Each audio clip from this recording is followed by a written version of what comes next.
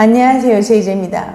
오늘은 야동에서 본 행동을 강요하는 남자친구의 문제점에 대해서 말씀드려 볼게요. 구독과 좋아요, 알림 설정까지 해주실 거죠? 그럼 바로 시작할게요.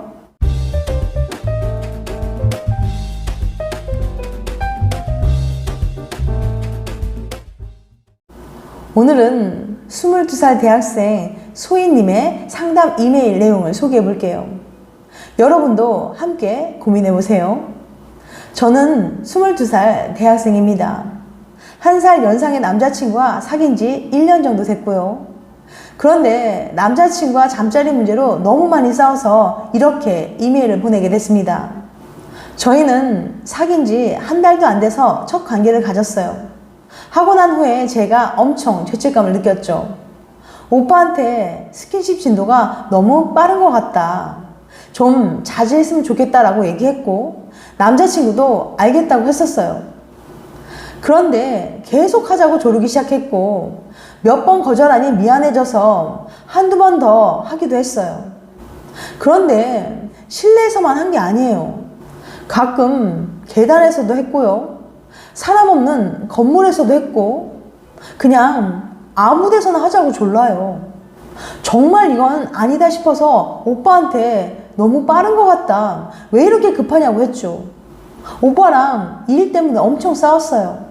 제가 그럴 때마다 죄책감을 느낀다 하면 안 되는 걸 한 것 같다고 하니까 저한테 실망했다고 하더라고요.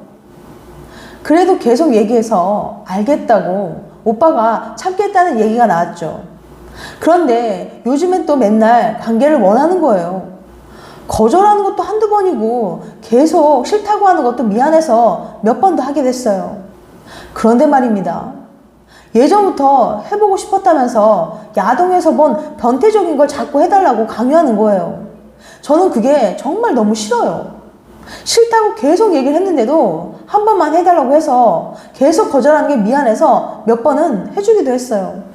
그런데 하고 나니까 별로 좋지도 않고 그래서 하고 난 뒤에 진짜 못하겠다. 왜 이런 걸 부탁하냐고 말하자. 오빠는 오히려 자기를 그만큼 사랑하지 않냐고 물어봐요. 그 말을 들으니까 너무 미안하고 제가 이상한 건가 싶어요. 오빠는 사랑하는 사이면 관계를 해야 한다고 생각한대요. 제가 너무 어리대요. 저는 그렇게 생각하지 않는다고 했더니 자기는 그렇게 생각한다고 완강하게 밀어붙이네요. 제가 공무원 시험 준비를 하고 있어요. 사실 공부할 시간도 많이 뺏겨서 마음이 너무 불안한데 공부랑 관계랑 무슨 관련이 있냐고 하더라고요. 헤어질까도 몇 번이나 생각했는데 그런데 사랑해서 헤어지는 건 별로 하고 싶지 않아요. 어떻게 해야 할까요? 고민이 많이 되셨겠네요. 힘든 연애는 당장 그만두세요. 야동을 보는 것만으로도 심지어 리얼리티 쇼를 보는 것만으로도 여자를 성적 대상으로 보게 만듭니다. 동등한 인격체가 아니라요. 남자친구가 여자를 어떤 존재로 인식할지 곰곰이 생각해 보세요. 여자들은 싫다고 하면서도 막상 하면 좋아하는구나. 날 사랑하면 이 정도는 당연히 해주겠지 하고 여기지 않을까 걱정됩니다. 그런데 소희님의 남자친구는 그저 영상을 보는 수준이 아니라 그걸 따라해보자고 한다고요? 안 해주면 사랑하지 않는 거라면서 협박도 하고요?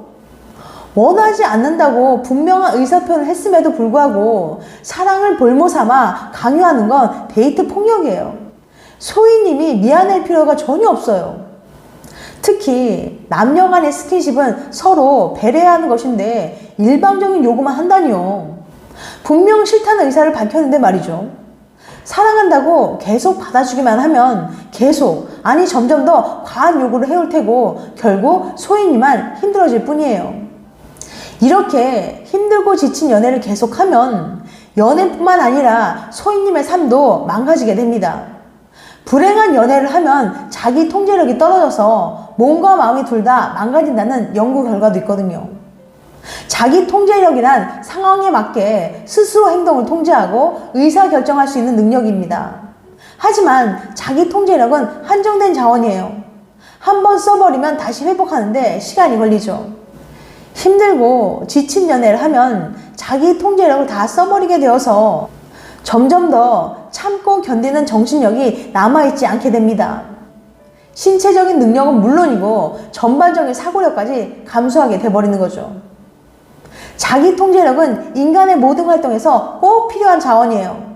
이게 부족할 때는 집중도 잘 안 되고 해야 할 일도 하기가 싫어지고 그냥 쉬고 싶어지죠.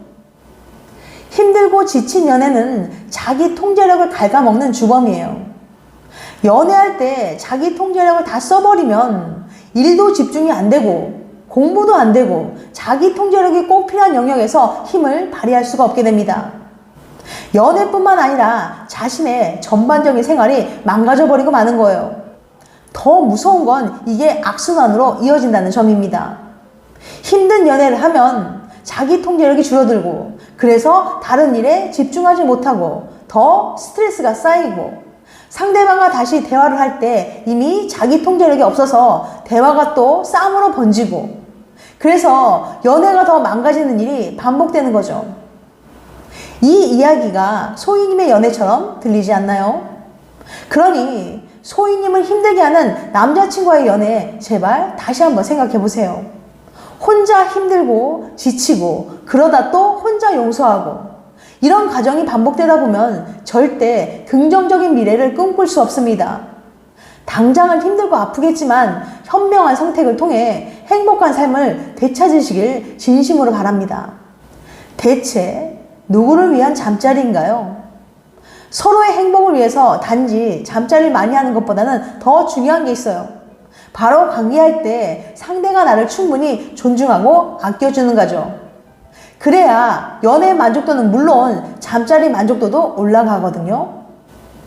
소희님이 관계 후에 후회하고 죄책감을 느꼈다면 대체 누구를 위한 잠자리일까요?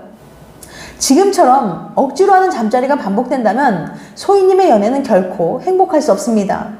그러니 당당하게 말하세요. 네가 정말 나를 사랑하고 내 몸을 존중한다면 잠자리를 강요해선 안 된다고 말이죠.